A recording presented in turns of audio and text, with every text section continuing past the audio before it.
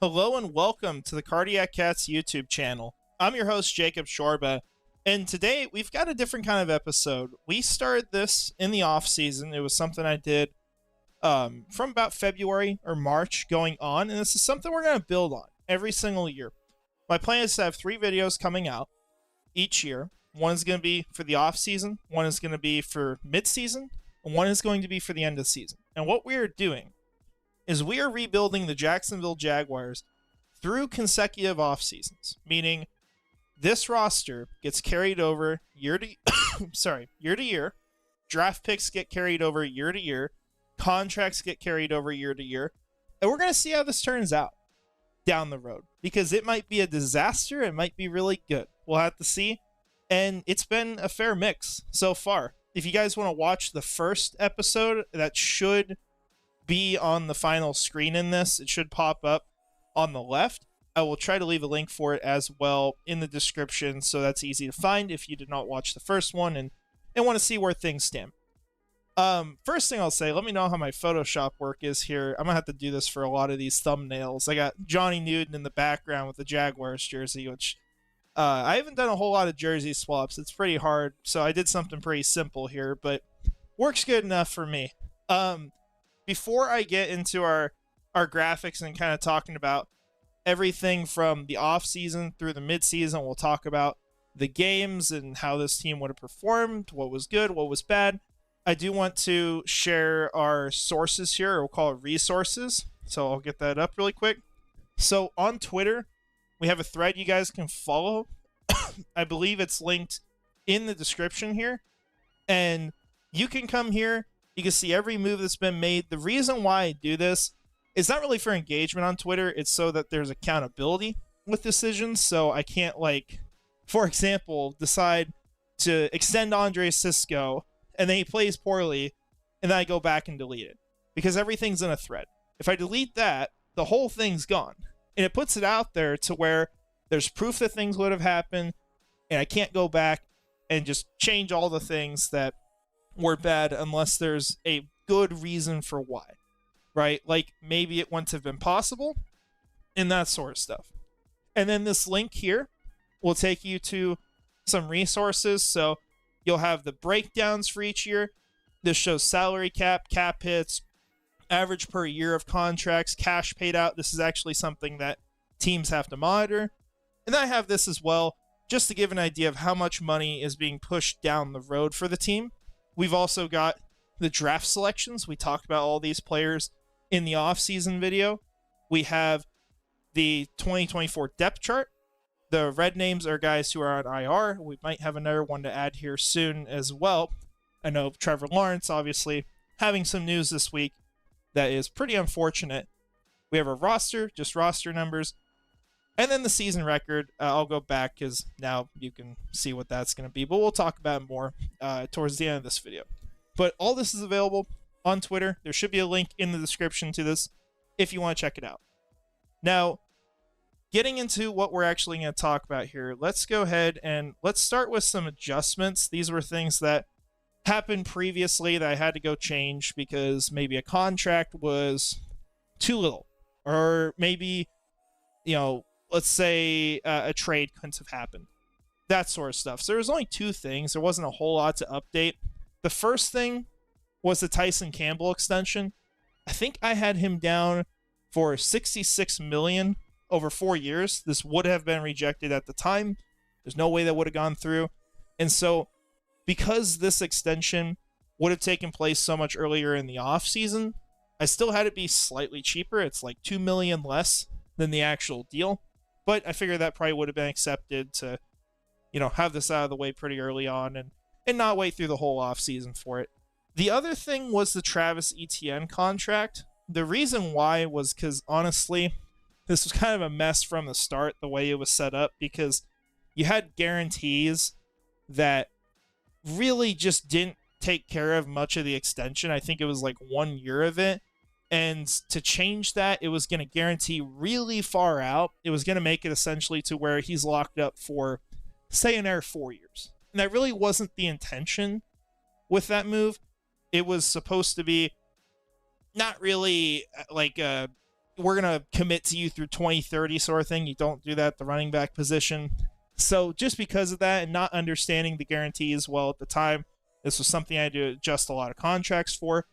This was rescinded because, well, what I would have offered would have been rejected because they wouldn't have guaranteed enough of the extension. And you look at, for example, I went off of Saquon Barkley's contract at the time, considering how these players were considered in the offseason. And Barkley had basically double the guarantees of what ETN would have had on his deal. So that was changed. Those are the only big moves, though, other than just messing with the guaranteed amounts for the contract extensions, because they were pretty far off for some of them. The issue was that essentially when you sign a guarantee early, some of that guaranteed money goes for the current contract as well as the extra contract. So you have to kind of factor those in, and that wasn't done. And a lot of contracts ended up not having many guarantees on the extension. So those were the only moves I made, just adjusting things. We also made a couple late off-season moves, so we'll talk about that. Had a couple trades here.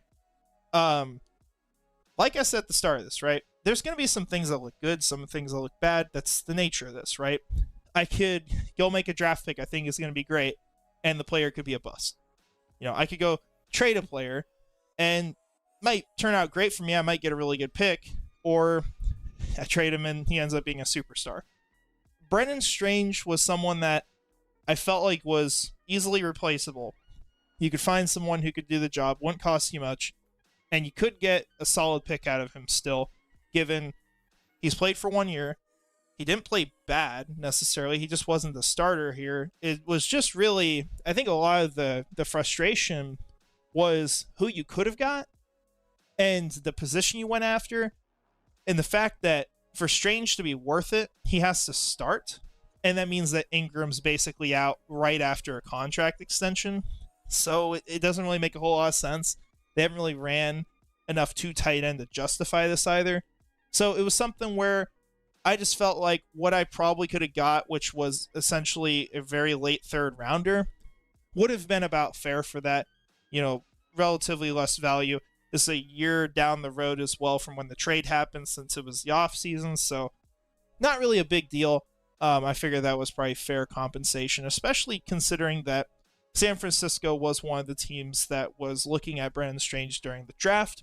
Didn't have a second rounder to get him, I believe, was the issue. But I chose that team. Made sense to me. Roy Robertson Harris for a 2025 Denver 5th. This actually comes from Miami. They had acquired this pick, and that was the one that I would have asked for. It's a little bit more than the actual trade. The difference is that this is done earlier before the season. Miami is still contending at this point. This is before the teams have even played.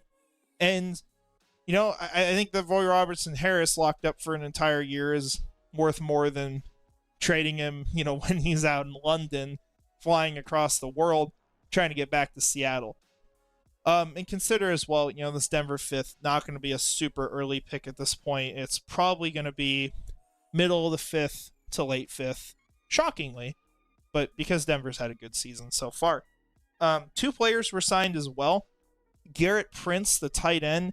I don't think he's actually on a real roster, but not really a huge deal to me. I think you kind of know what he brings regardless, or would have. And so just a basic contract here. And then Connor Williams. This was a player that I had targeted early in the offseason, would have had signed. I actually had him on the mock rebuild for a bit, but I figured out later that he was not willing to sign contracts that early. He was waiting to see how his recovery went.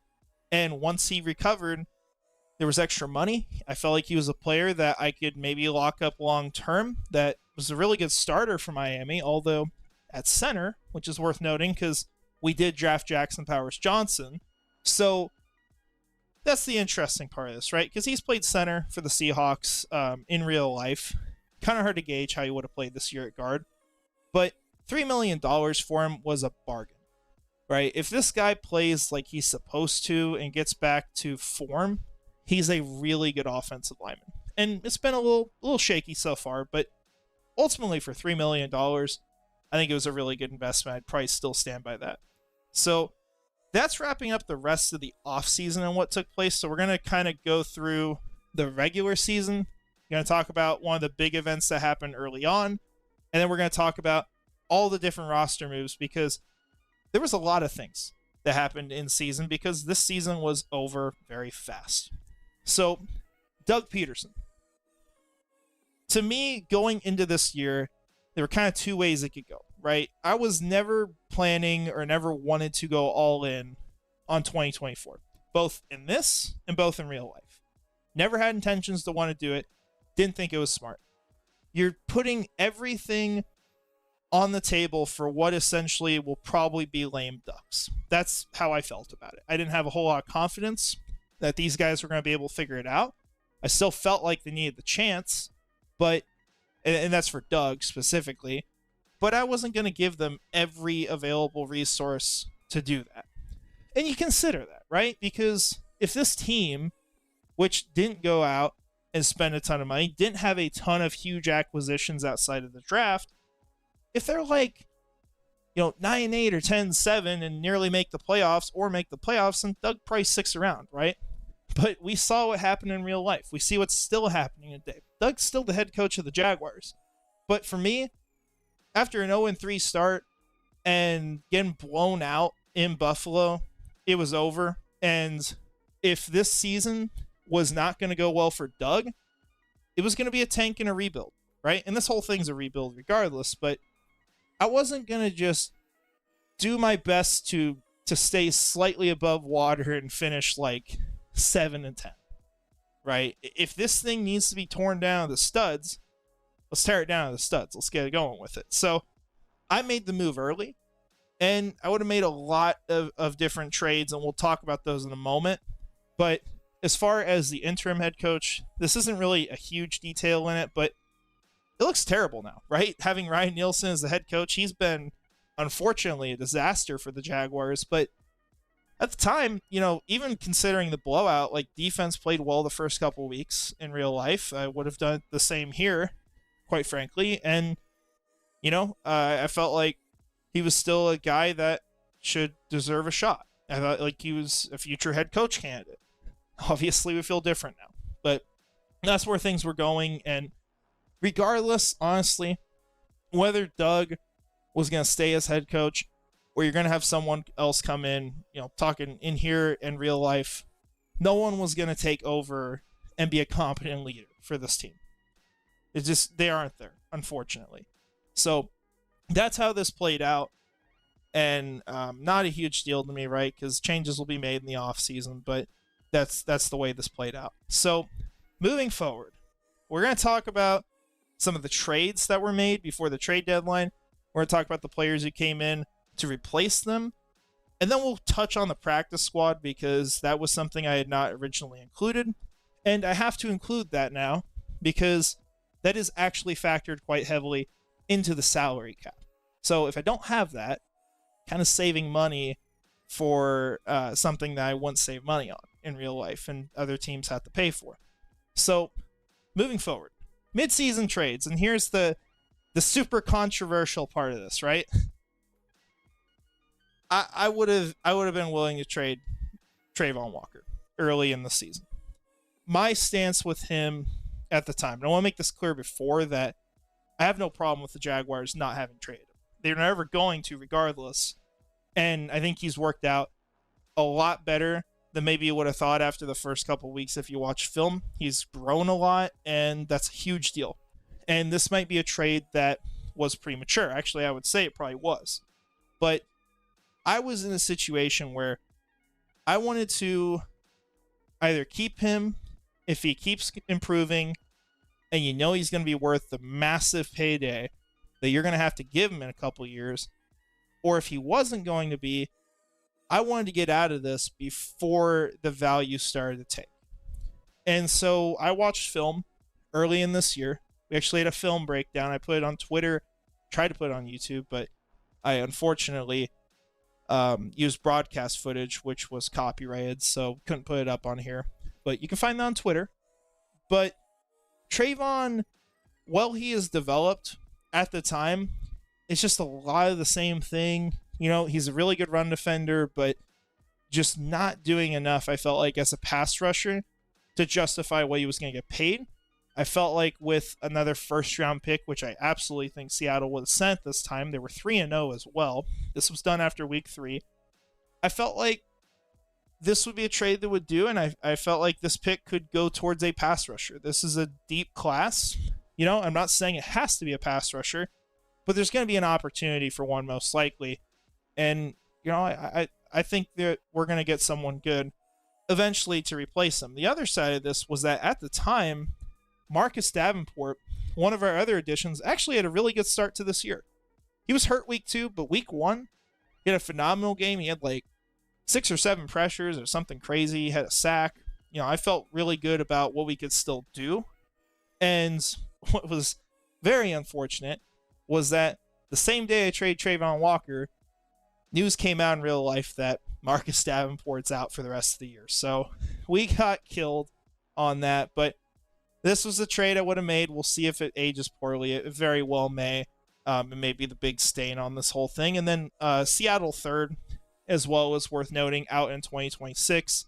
So not as valuable of a pick. Future picks, each year you go out, they're usually valued as around less. So it's kind of like a first and a fourth for him. And this first, the one good thing I will say, whether or not this trade ends up being smart, Seattle has been 1-5 since this trade. They started 3-0. They're 4-5 right now.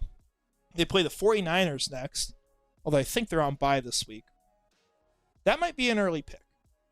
And if it is, I know some players I'd love to take with that. I know some players I think will be genuine all-pros in the NFL.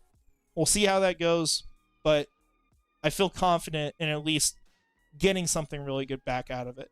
Now, Devon Hamilton, let me know on this one if you think this one's like bad as far as value. It was hard to figure out what it would be, but Dallas at the time, I think this was after week 6, really struggling with run defense. I was looking at like PFF grades for him. There's nothing good there. That whole team is just straight up ass in run defense. And Devon Hamilton, while PFF grades were low early in the season, you watch the film, he's playing pretty well, right? He's a solid player on the defensive line. He's actually gotten better since then. So I figured this might be something where they could send a 3rd round pick and would be willing to do that. If you guys think that is unrealistic or too much, this is a trade that could be undone, because there are things that if they aren't realistic, we'll go back and change and update. And if that's the case, Devon will just stick around on the team, and that's fine. He's a valuable player, but I very much wanted to start rebuilding this, especially with the guys I didn't think would be here for a very long time. Now, Travis Etienne is kind of a crazy trade, and especially considering the next one with Cam Robinson, and I'll explain why the capital is a little bit different here. What originally happened, this was before the Darrisaw injury, I figured 2 teams would consider Etienne. One was the Cowboys, one was the Vikings. Heard some compelling arguments for the Vikings, just watching some like trade deadline videos and people talking about that. And they need a long-term running back. That is something they need, because Aaron Jones, he's there for 1 year. And he's had some injury issues as well. So it was something where, Travis Etienne, I was fine moving him. I didn't know if I wanted to extend him at this point, especially with how poorly he had played so far. And I figured with Minnesota, I've got a lot of picks this year already. We'll talk about all those picks at the end. And maybe they would do this trade if I send back the 3rd and take a couple picks in the next draft. So this really helps out Minnesota in the short term, while being a good long-term move. And once again, with future picks being valued as usually around less, the 2026 second is worth about what the 2025 third would be.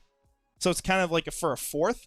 Although for me, I see the value different, right? I still value those future picks almost the exact same, because it's still a 2nd rounder.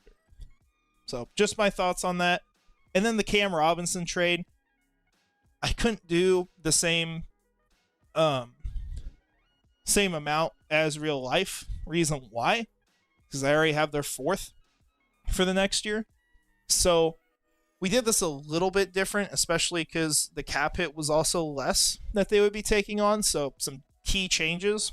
I took their third this year that I originally had, sent back to them, and then got back, and then sent them back my fifth. So ultimately, this ends up being probably a little bit more than the actual trade, but not a huge difference. You're moving up maybe 50 spots in the draft at the end of the day, and somewhere in the middle of the draft. So not a big deal, but I think there could be a player there, especially looking at how the last draft fell, where I feel like it's a good deal for me. So those were the big ones. And then just a couple at the very end. Mike Williams to what was the Pittsburgh Steelers for a 2025 fifth. Originally, I had planned for the Commanders with the sixth, but saw the real life trade and was like, well, Commanders aren't going to be able to top that. Plus, they went after Lattimore, so that wasn't really something they would have done. And so did the Pittsburgh pick. Similar cap hit as well that Pittsburgh would take on, maybe a little bit more, but you also consider Mike Williams would have been a bigger part of the offense here. Probably would have carried more value, especially at the time being the Jaguars wide receiver 1. And the final one with Mac Jones, just trying to get an extra pick at the end of the draft. We also drafted Michael Pratt, who, right now in real life, he's being kind of primed to be the Bucs backup long term. He's on their practice squad right now, and that's kind of the plan for him, is to eventually be on the actual roster full time in 2025, once Kyle Trask's contract comes up. Florida Gators fans will remember him. But these were our trades. And unfortunately, with the Mac Jones trade, right after this happened, we got all the talk about the Trevor Lawrence injury, which at the time of recording this, that report just came out. I don't know yet if he's going to be out for the rest of the season or how that's going to work, or if he's just going to play after a week or two. There's all options on the table, so I'm not sure what's going to happen regarding that. You'll figure out in the next one of these. Now, our additions, we got Carl Lawson in off the Cowboys practice squad. DJ Humphries was in there signing. This is one I may have to adjust the cap on because I don't know what he's going to sign for. It's one of those things where I could see it being like $3 or $4 million just because he's been a really good tackle for a long time, even if he was injured starting the year. It could also just be nothing because he's injured, right? And this was a situation I wanted to take advantage of and get someone who could be a good starter when he's healthy. Maybe get a comp pick in the future for all we know, and replace Cam Robinson that way. Now, Mark Lewinsky, just trying to add offensive line depth. We had the injury to Cooper Hodges, so had to bring in their offensive lineman. Michael Carter just adding to the running back room this year after the ETN trade. Then Fabian Lovett comes off the Chiefs practice squad. You guys will know him if you're FSU fans, but big defensive lineman, huge player, but just someone I brought in primarily to be that run stuffer this year and kind of take over for what Hamilton was doing. Not that I'm comparing those players in any way, shape, or form. So those were our additions, and then we also have our practice squad. Our players in green here are guys who are elevated to the roster. I will just go ahead and say this. This was something I had to put together later on. This was after these players were all signed to real-life practice squads. I had to kind of guess on what would have happened because I didn't realize until, like 6 or 7 weeks into the season that practice squads do count towards the salary cap. And because of that, I have to have one because otherwise we're not counting that. And, 5 years down the road, it's an extra $18 million. That you have, or more than that maybe, because I think the base price you're going to have for a practice squad is like $3.6 million. So that's an impact on the cap that kind of gets overlooked. But the guys we elevated, Joshua Cephas was one. I would have absolutely brought him on the practice squad. He was my top UDFA out of the draft, other than Leonard Taylor, who we actually did draft in this. And then CJ Ravenel. This one's kind of a personal one for me. Reason why is because he actually went to my local college, made it into the NFL as well. This is coming from Division II at Missouri Western State University. He is a practice squad member on the Ravens, so I was like, I gotta bring this guy in. There's no way I can't do it, especially while we're kind of shaping this roster and not really having the most competitive team as we try to rebuild and fix the cap. Jason Peters was another guy elevated, older tackle, but a really good player. Just want to have some depth there and would have been willing to pay him, just like Seattle would have, but get him on the actual roster earlier. And then Christian Braswell was another player just to bring into the corner room. And you see all of our other guys here, just backups that we have, to come in if we have an injury and all that sort of stuff. Nothing I'll note necessarily on here. I don't want to go too in detail on guys that, might not be on the roster next year or might not even be in the NFL right now, because I know a couple of them aren't. I know one guy's in the Canadian Football League, so there's not going to be a whole lot of attention paid to the practice squad aside from at least getting those cap hits in. So let's talk about some of our last things here. So midseason record. Where does this team stand? It's not been a good year, right? Shouldn't be a shock either because, well, the real life team sucks. They went all in. They spent a ton of money. They're 2-7. For this team, I had them at 1-8. The scores, the way I get them right now, is I basically will just go through the drives in each game. I'll look at if I think anything would have changed, considering the players. And so a lot of the key things that you consider in this, one is Brian Thomas Jr. not being on this team. That's the really unfortunate part of this, because obviously home run pick by the actual Jaguars. And then the other side of it, you look at the defense, and for some of these later games, you don't got Trayvon Walker here, right? You traded him. And I would say against the Colts, that's probably the reason why you lose that game. Because in that win, and the win against the Patriots even, Walker's getting pressure late in those games. He's having big plays. The Eagles game, got a defensive touchdown. So he's doing a lot this year, especially just after that trade would have happened. And I think that's a direct impact on the record. But ultimately, I had these games kind of being lower scores, generally about the same. It's the same coaching staff and everything, same kind of plan. The Patriots were the one that's a win, though.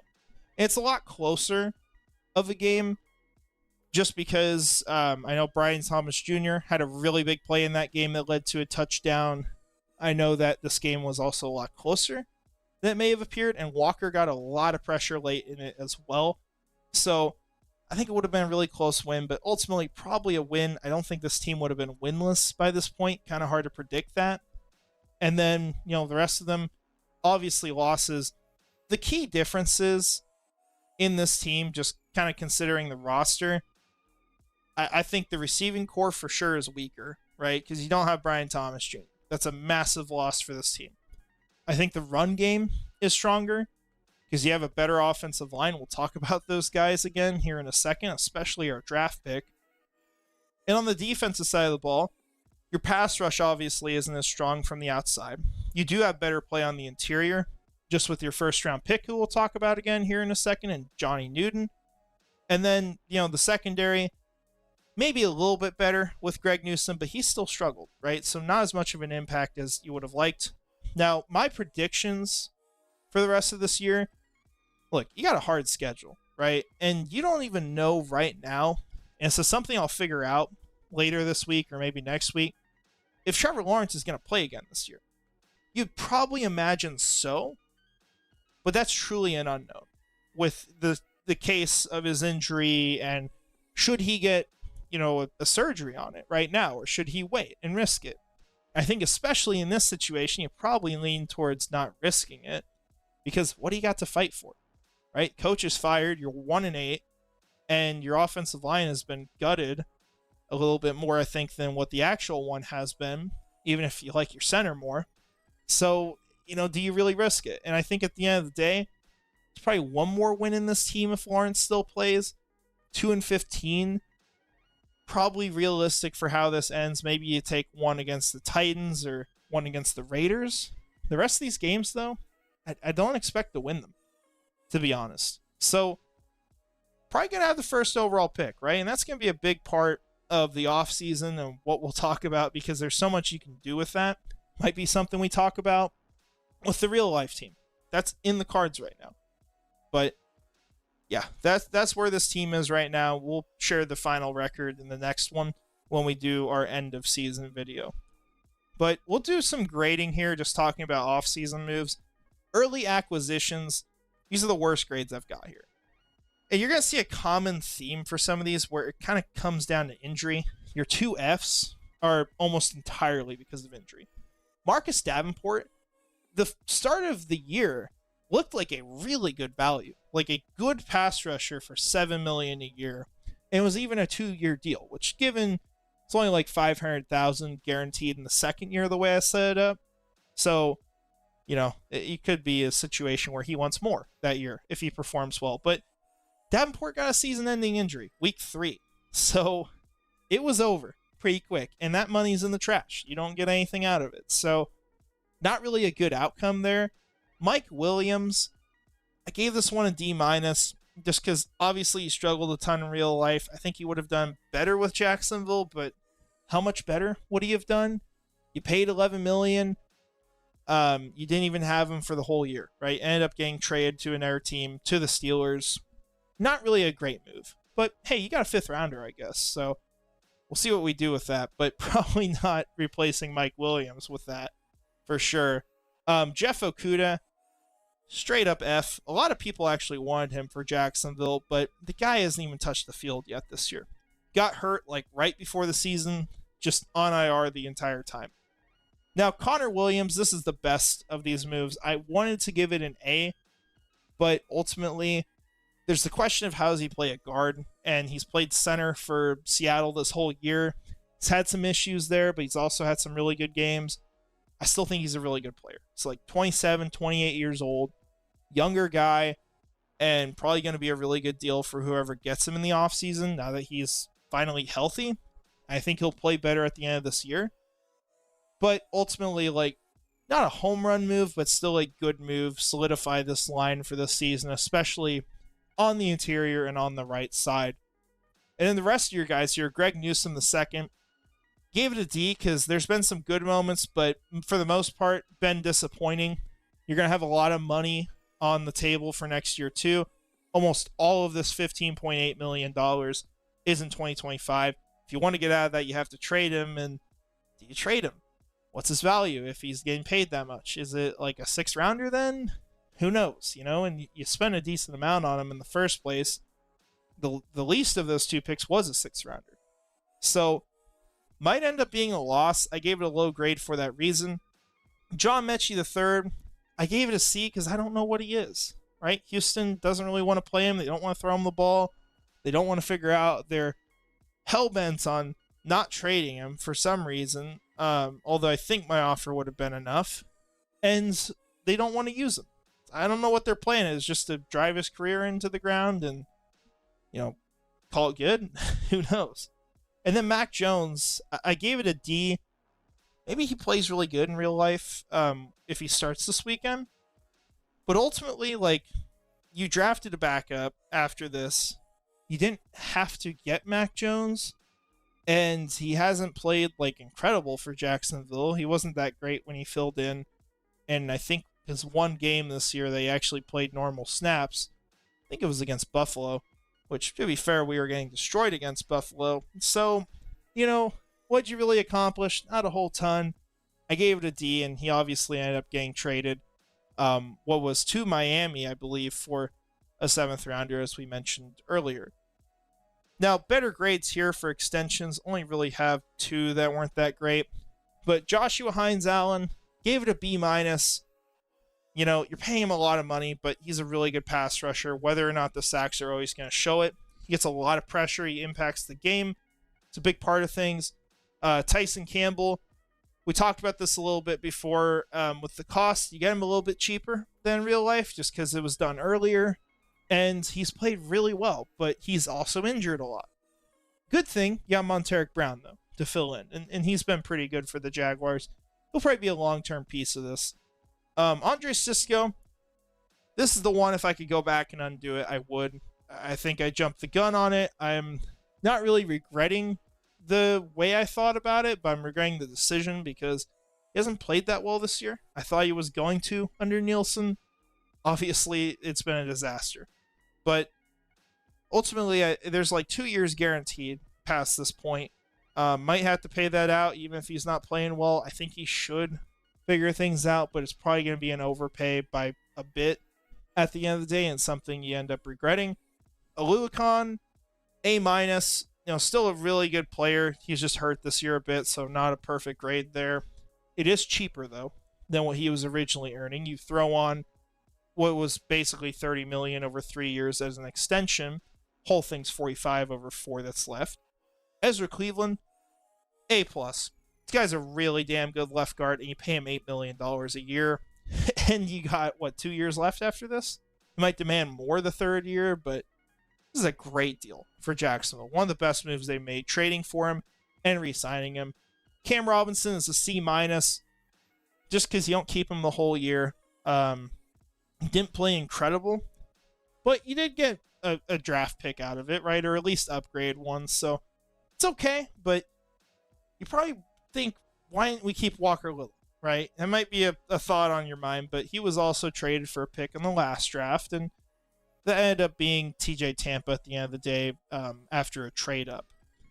But yeah, I mean, it's okay. And Dawon Smoot, he's kind of played like he did in Jacksonville most years. Not really his best year, but having an impact, right? Playing a good amount of snaps, getting pressure, being a good, solid rotational pass rusher, and you don't have to pay him a ton. I think it's overall a good deal, but nothing that goes too crazy. Now, we'll talk about the draft, right? This is my favorite part of it, and this is what we're building this team through. This is our goal, right? We want this team not to be fixed through free agency, but over years to the draft, getting players who are going to be cheap for a while and then paying them when they've earned it, right? And that's the goal. But I think so far, who you can grade, other than one, it's a great draft. And the one bad grade is because the player was technically released and he could have been claimed by us. So it's a wasted pick. Like, just no matter what, you could have got him without spending a 4th rounder. And that's Michael Pratt. I still like Michael Pratt. I think he's going to be a good backup. But obviously, like I said, he got released by Green Bay in real life, went to Tampa. You could debate he could have gone to Jacksonville. If he would have gone on the roster, he probably would have. So that's kind of your issue there. Going down the list, though. Johnny Newton or Jer'Zhan Newton, whatever you want to call him, he's been really good recently. The start to things with the offseason, what you have to keep in mind with him was that he was hurt. This is also the case for Jackson Powers-Johnson. It's a theme for our top 2 picks here that ended up being really good, is that they were hurt, right? Newton did not play week 1. He didn't get to play in the preseason. Didn't get to do basically anything to train with this team. Comes in, I think, week 2 or week 3. Finally gets to play, and he's not that great at first. But once he got comfortable, right, against the Chicago Bears, all you heard about all week was Johnny Newton. How good he was. One of the best defensive linemen in the country that week, in the entire NFL. 7 pressures in the game. Almost got 2 sacks. Dominant, right? That's what you want. And the value of that kind of player, a game-changing defensive tackle, if he continues playing that way, and he followed it up pretty well the next week, the value of that is immense. There's not a lot of those players in the NFL, and that's why I made this pick originally. Because as much as other positions would have been cooler, getting a defensive tackle of that caliber, you don't get many options. And the list of players that had it wasn't that close, right? And obviously, looking back at this, Brian Thomas Jr. was available. That's going to be the unfortunate part of this. And to be fair, how many of us would have drafted him at 23? Being honest, very few. Like, for the people who don't remember, his fan base was actually bigger on Adonai Mitchell at the time. I had him even on my board. I had AD above him until I heard about the character concerns, and by that time my big board was official, but that's where we were on him, right? And so he wasn't my pick. I wish he was. He's not. That's why this probably isn't like an S tier grade, but still, Newton's been really good. He was probably the second best pick he could have made there, and you're starting to see what he can be in the NFL. As long as he stays healthy, He's going to be a phenomenal player. He's going to be one of those guys that gets a big contract down the road. He's going to be a first-round pick you're happy about, and you're going to be glad that he's on your roster long-term as a big part of that defensive line. Now, Jackson Powers-Johnson, oh my gosh, easily best pick, right? The fact that he was available in the second round is disgusting. The way he's playing at center right now for the Raiders, so obviously that's where he's actually playing. He started at guard, was good, was struggling a little bit, maybe being aggressive, a little out of his element, but still kicking ass the best he could. Has a highlight reel, right? With being a backup coming in at the start of the year, he's already got a highlight reel. They moved him to center the last couple weeks. First PFF grades are over 90. He was just freaking dominant. He's such a good processor. He sees things so well. He helps his teammates out. He knows where to be. He knows how to block. The thing that stood out so much at the Senior Bowl when I watched him in person was that he is able to handle every kind of rush. He knows how to beat it. He is such a good player. And I think there's a real scenario where Jackson Powers-Johnson, as good as Creed Humphrey is, could be battling for best center in the NFL in not that far of a distant future. And right now, I think he's top 5 already. As long as he keeps playing like he is, I don't see why he wouldn't. Everything points to him doing that. That's what he's done his whole time playing at center in his football career. So, getting that 43 because of an injury concern, it's disgusting, but it's a hell of a pick. And you didn't even have to get him. Let me say this. You got him at the latest point you could have, right? He was picked at 44 in real life. So this was an awesome trade. Awesome decision to get him. Easily going to be one of the best draft picks we ever make. Now, these other guys here might remember some of these names, might hate some of these names. I know some people didn't like Devontae Walker much. Haven't seen anything, right? Haven't got to play. Doesn't mean they're bad. They just haven't got the opportunity. Unfortunately, Javon Baker's stuck in New England, and for some reason, Gerard Mayo hates his rookies. He insults them basically anytime he gets the opportunity. So, RIP. And Devontae Walker, I thought he was about to start getting on the field more. He actually looks really good when he's on the field, especially on special teams. He's been killing it, but he's I don't know if he has a path to start for them right now. They trade for Deontay Johnson in Baltimore, so what's he gonna do? Who knows? TJ Tampa, also another Baltimore player here. I think they trade for a corner as well, so another RIP there.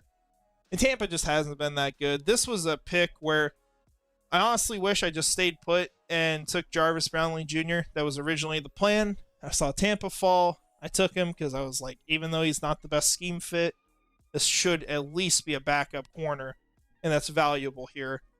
Well, I don't know if he is. You know, that's debatable. We haven't seen him on the field, and he's been playing weird roles, like I think even lining up in the box for them, maybe playing a little bit of safety. So who knows with that. But ending on a high note here, and there are a lot of high notes with this draft class. Final pick I made was Leonard Taylor.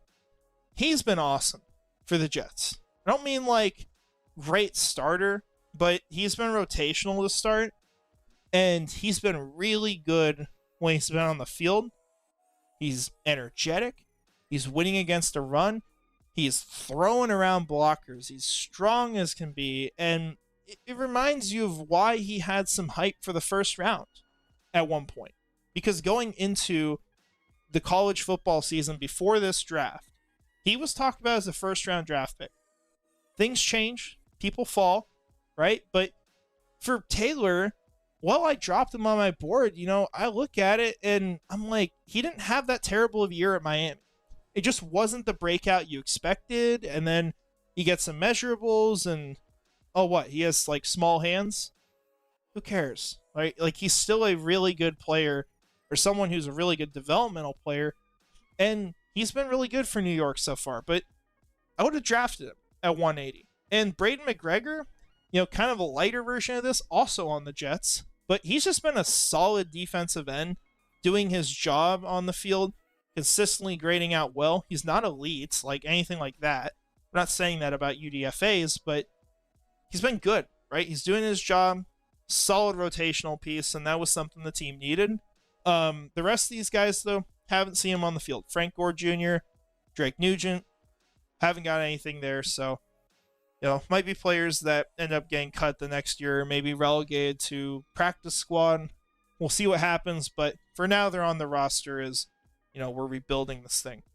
So, all this talking, right? We're going to get to our little preview of 2025, talk about where this team is because of all these moves, and then we'll wrap it up there. So, looking ahead, right? Got this background for a reason, right? Because we're picking first overall at this point. I think it's going to stay that way. We got a lot of numbers on the screen. I'm going to explain what this all means, right? Right now, the projected league salary cap is at $273.3 million. We don't know what it's going to be for sure. It could be anything. But somewhere around there realistically. If that's the salary cap, there is $37.4 million available right now. Now consider that is not a full 53-man roster. You have players to add on to that. You have your draft class to add on to that. You're going to have to sign free agents. So some of that gets filled up, and most of it probably will, even with some guys you could cut. Because keep in mind, Christian Kirk, he got hurt. He could either come back on a cheaper deal, or he could go somewhere else, and you save $16.5 million. So you have an option there with Christian Kirk, and Marcus Davenport was another player. Not guaranteed. He's got $6.5 million on this season. Maybe you don't want to keep him in 2025 just because of the injury. Or maybe you bring him back for cheap and just take another shot. Who knows? It'll be something I look at. The total roster value of this team, what this is, we'll go back for a second to Google Drive here. This is basically APY, all added up together. So you got to 2025.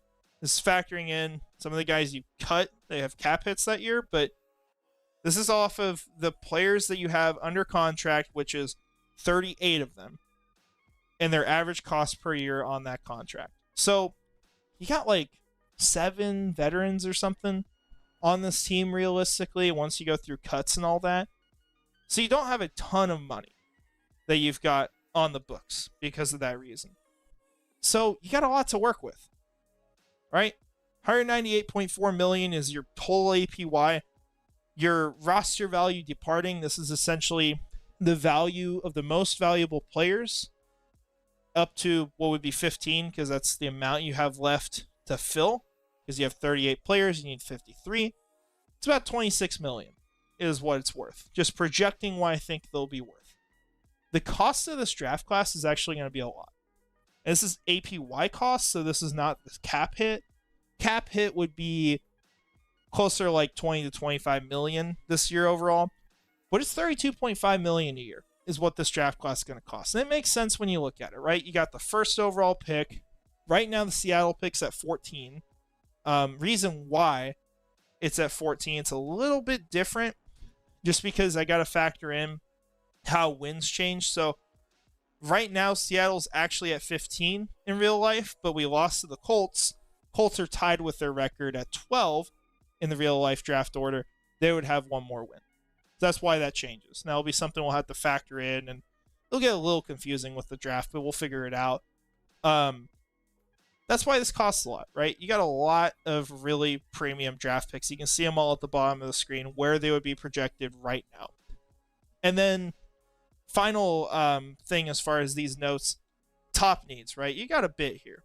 You don't have a left tackle. You want another pass rusher. You need wide receivers. You could go into next year and say, okay, Parker Washington, you're my slot. Devontae Walker's my Z, and Javon Baker's my X. You could do that. Is that the most you can do, though? You think that's good enough? I can't say that right now. As much as I liked Javon Baker and Devontae Walker, I haven't seen him play in the NFL.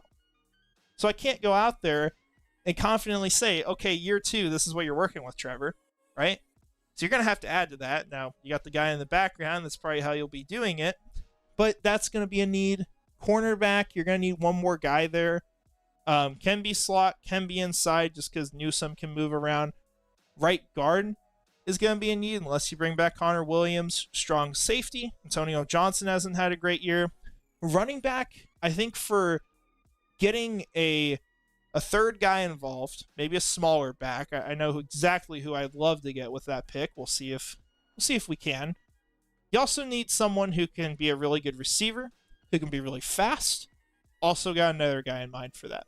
See if we can get him. And then tight end. It's a barren room behind Evan Ingram.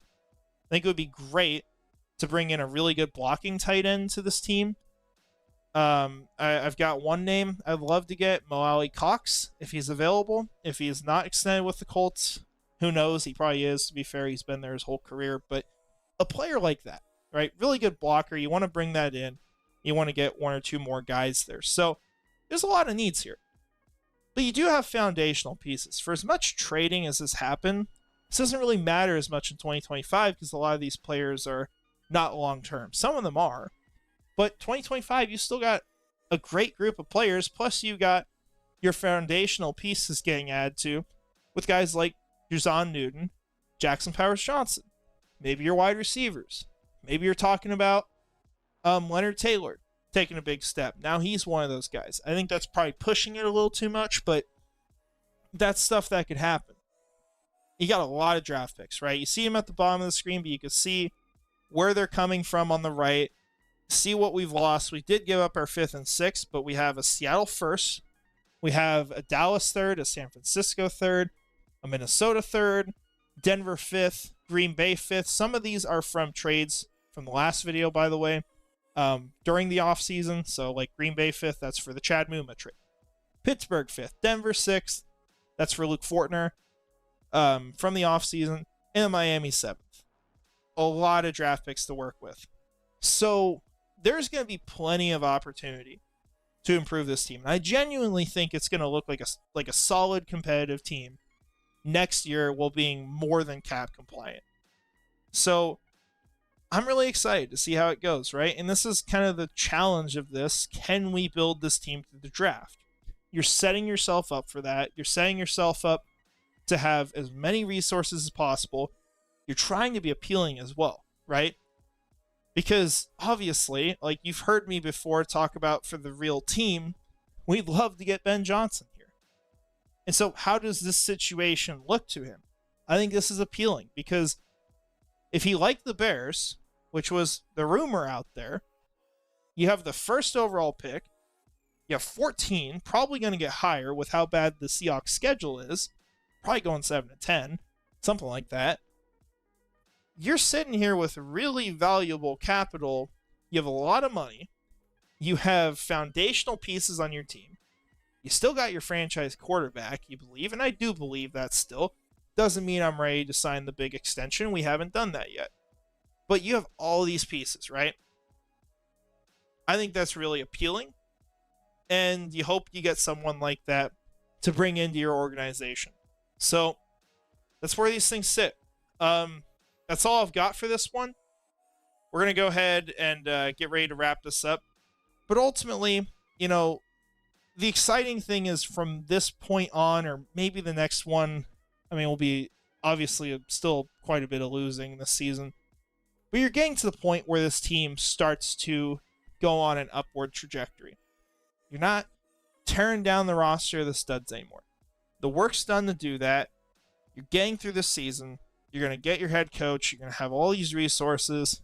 And you hope to go into the next year with a phenomenal situation and a really competitive team. That's the goal. So I'm excited to get to that. But just want to thank y'all for supporting me and being able to do this stuff. Obviously, this is different from what we're usually doing. But do want to shout out our channel members, Premier Nasir 904, Mr. Dolphin, Scrubber Ducky 500, and Brian Foster.